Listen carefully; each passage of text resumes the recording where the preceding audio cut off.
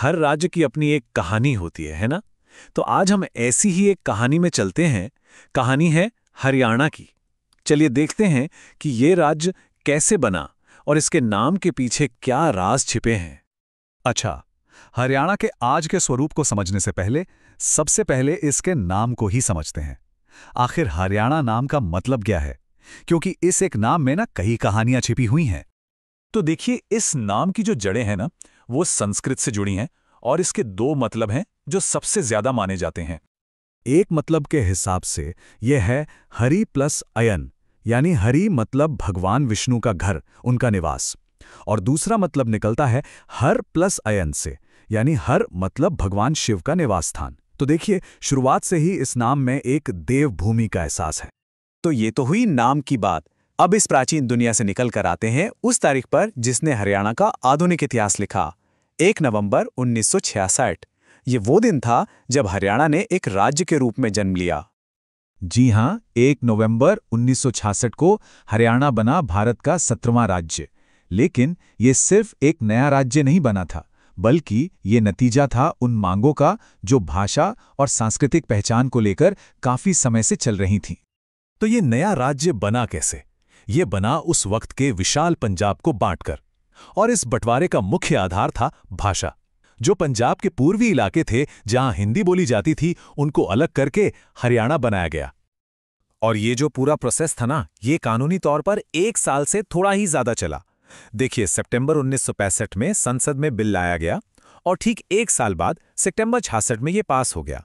और फिर पंजाब पुनर्गठन अधिनियम के तहत हरियाणा एक हकीकत बन गया। उस दौर में जब ये ऐतिहासिक बदलाव हो रहा था, तो देश की कमान भी बड़े लोगों के हाथ में थी। उस वक्त राष्ट्रपति थे सर्वपल्ली राधाकृष्णन, प्रधानमंत्री थी इंदिरा गांधी और लोकसभा के अध्यक्ष थे सरदार हुकुम सिंह। चलिए, ये तो हो गई राजनीतिक बात। अब थोड़ा नंबर्स की तरफ चलते हैं। जब ये नया राज्य बना तो कागजों पर ये कैसा दिखता था? आइए कुछ आंकड़ों से समझते हैं। तो इस नए राज्य का कुल क्षेत्रफल था 44,212 वर्ग किलोमीटर, मतलब 44,000 वर्ग किलोमीटर से थोड़ा ज्यादा। अब ये देखिए, ये हिस्सा आया कहां से था? ये उस समय के पूरे पंजाब का लगभग 30.5% था। मतलब 1/3 से भी थोड़ा ज्यादा हिस्सा अलग होकर हरियाणा बना। लेकिन अगर हम पूरे भारत के नक्शे पर देखें तो हरियाणा का हिस्सा सिर्फ 1.34% है। और यही बात तो इस राज्य की कहानी को और भी खास बना देती है कि कैसे इतने छोटे से क्षेत्र ने देश पर इतना बड़ा प्रभाव डाला है। तो क्षेत्रफल के हिसाब से अगर हम रैंक करें तो ये सभी राज्यों और केंद्र शासित प्रदेशों में 21वें नंबर पर आता है। और अगर सिर्फ राज्यों की बात करें तो 20वें नंबर पर। इन आंकड़ों से साफ है कि हरियाणा ने एक छोटे लेकिन ठोस आधार के साथ अपना सफर शुरू किया।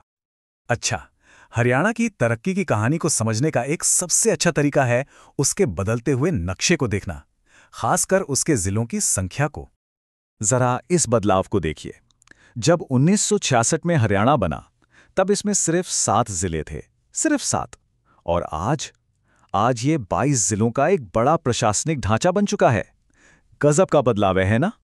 और हाँ, एक छोटा सा मजेदार तथ्य, 1966 में उन शुरुआती 7 जिलों में से क्षेत्रफल के हिसाब से सबसे बड़ा जिला था हिसार। लेकिन अब सवाल ये है कि वो शुरुआती 7 जिले थे कौन-कौन से और उनके नाम याद कैसे रखें? खैर, इसके लिए एक बहुत ही आसान और कमाल की तरकीब है। बस एक छोटा सा वाक्य याद रखना है और वो है कागज अमर है।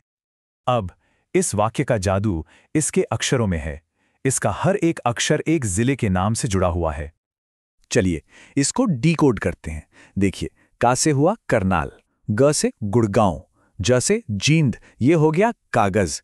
फिर अ से अंबाला, म से महेंद्रगढ़, र से रोहतक, ये हो गया अमर। और आखिर में है से हिसार। देखा, हो गए ना 7 जिले याद। कागज अमर है। तो ये थी हरियाणा की कहानी। एक ऐसा नाम जिसकी जड़ें इतनी गहरी हैं और एक ऐसा राज्य जिसने सिर्फ पिछले कुछ दशकों में खुद को पूरी तरह से बदल दिया। इस पूरे सफर को देखकर एक सवाल जरूर मन में आता है कि हरियाणा की कहानी का वो कौन सा हिस्सा है जो आज उसकी पहचान को सबसे ज्यादा परिभाषित करता है।